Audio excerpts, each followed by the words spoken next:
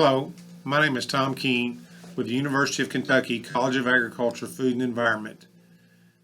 Today I'm going to be visiting with you about harvest and harvest timing of our hemp crops grown here in Kentucky.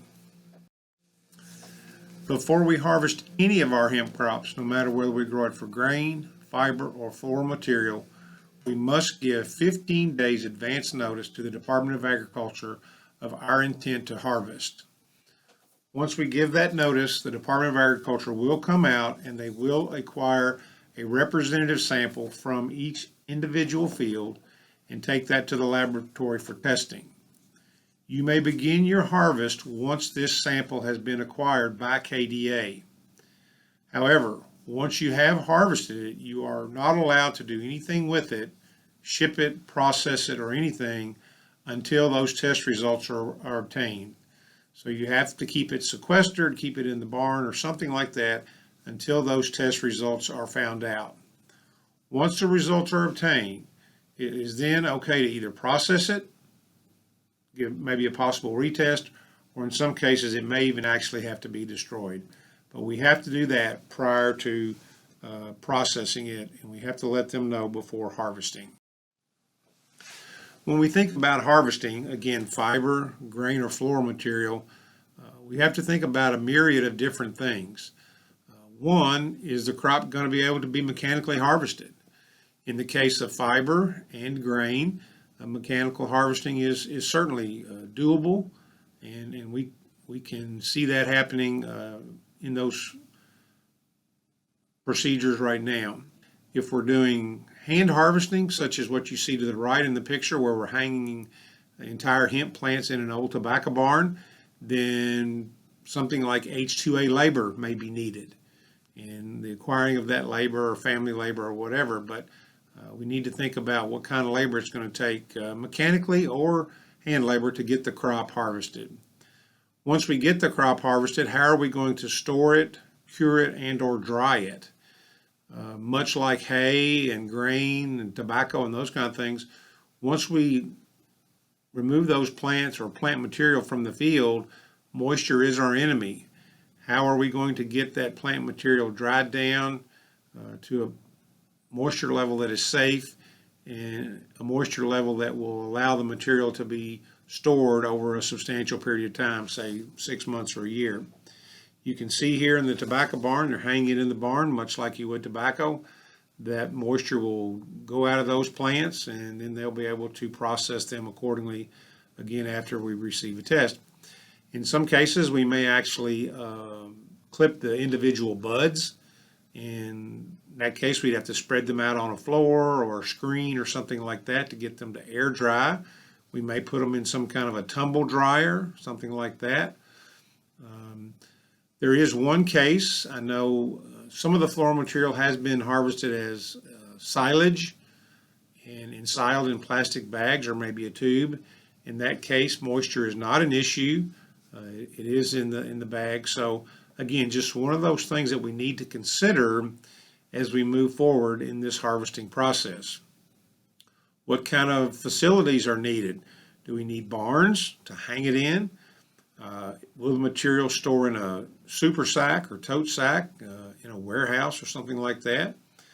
Floor space, if we're just going to harvest bud material, hand harvest bud material, do we have a space to let that air dry so that the material becomes stable? Again, things that we just want to think about prior to harvest so that we've got everything ready, so once we get into harvest, we're not held back by some of these issues as we move forward. Okay, we're just going to touch briefly on each of the components: fiber, grain, and floral material. When we're harvesting for fiber, we want to start that harvest as soon as we see reproductive growth start at the top of that plant. Once reproductive growth initiates, then the quality of the fiber tends to deteriorate. So once we see flowers and buds on the top of that plant, our goal is to get in that field and lay that material down with something like a sickle bar mower, perhaps a hay bind, and we want to lay that flat down on the ground. We do not want to crimp it at this point in time. The picture you see in the background here You can see the material in the upper left-hand corner has been laid down flat without crimping.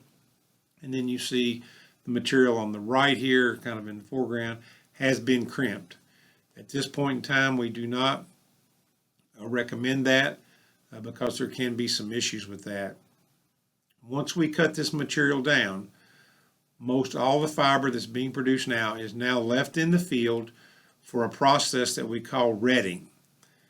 Retting is just another word for rotting. We're going to leave it out there for probably anywhere between 3 to 4 to maybe even 5 weeks. We're going to let the dews come on it. We're going to let the rain come on it. We're going to let it get wet and dry out. We're going to let it get wet and dry out. We're going to turn it over so that that process is evenly accomplished in the field, so that the bottom of the windrow, if you will, or the bottom of the swath of the material doesn't stay green while the material on the top turns brown and so forth. We want that retting process to be carried out evenly. And what that process does is it allows for those two fibers that have probably been discussed earlier. That retting allows for that bast and hurd fiber to separate. It allows those chemical bonds that are holding those tightly together. That wetting and drying process allows those fibers to separate for that processor once he gets the material in his facility. I've got here on the slide that it's different than hay, and I say that because, again, we're going to leave it out there for an extended period of time. Again, 3, 4, 5 weeks, depending upon the wetting and drying process and the temperatures and so forth. When we cut hay down, we want to get it in the barn. We want to get it stored as quickly as possible. So a lot of times 2 to 3 to 4 days, we're getting it in the barn. So in that respect, it is different than hay. It is the same as hay when it comes to quality, and the fact that there comes a day when this crop, this fiber, is at its highest quality. Just like hay, once you cut it and you let it lay out there for 2 or 3 days and get it dried out, get that moisture removed, you want to get it baled in the barn. At that point, when that moisture is out, that's when it's at its optimum quality. If it gets wet and dries out and gets wet and dries out, unlike this hemp, that quality deteriorates rapidly for hay. On the hemp side, again, we're leaving it out there for 3 or 4 or 5 weeks. At some point in time, once those bonds break down, there is an optimum day that hemp is fully retted, and that's when you want to get it in the bale. And so once that day passes, the hemp will still be fully rotted, but the quality of the fiber will start to decrease. So there comes that day when it's going to be the optimum quality, again, just like hay, that we want to get it in the bale. We want to put it in the bale at the moisture to where it will keep. Again, just like hay, we don't want it to mold or heat or anything like that. So we want to get the moisture out of it, but we want those bonds that hold those two fibers together to have been broken down over a period of 3 to 4 to 5 weeks. So then we'll put it in a big bale. We'll store that in the dry, and then hopefully we have a schedule set up with our processor to make deliveries as needed. For grain, we harvest it at maturity like all grain crops, except this crop is a bit different. Once that seed begins to mature in the seed head, once we have a few mature grains, it takes about 6 weeks for all the grain in that seed head to mature. If we wait for that entire 6 weeks for all those grains to mature and become dry enough to store in a grain bin, then we'll probably have little to no seed left. Shatter is a real problem with this crop. Once that seed starts to mature, it opens up the bracts that are holding that seed on there, and then they just kind of sit in there. A heavy rain, a lot of wind, bird predation, anything like that, and that seed will begin to drop on the ground, and we're going to lose yield right away. So we're recommending that we want to combine that material somewhere around 70 to 75% maturity of the seed in that head. If we do that, we know we're going to have some green material, some green seed in with our mature seed. That's something that we have to deal with. We want to get that into a bin or a storage facility as quickly as possible, and we want to immediately get air on it. because of all the green material, that air will tend to move to the path of least resistance. And so therefore we're going to need to mix that seed to keep blending it so that air flows evenly through it. In a lot of cases that may mean taking the seed out of the bin and then putting it back in. It may mean moving it from one bin to another.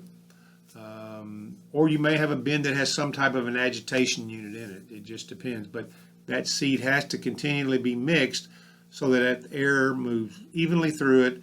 And then once it is dried down to a sufficient moisture, 8, 9, 10%, somewhere along there, to where it will store like other grains, then that process can stop.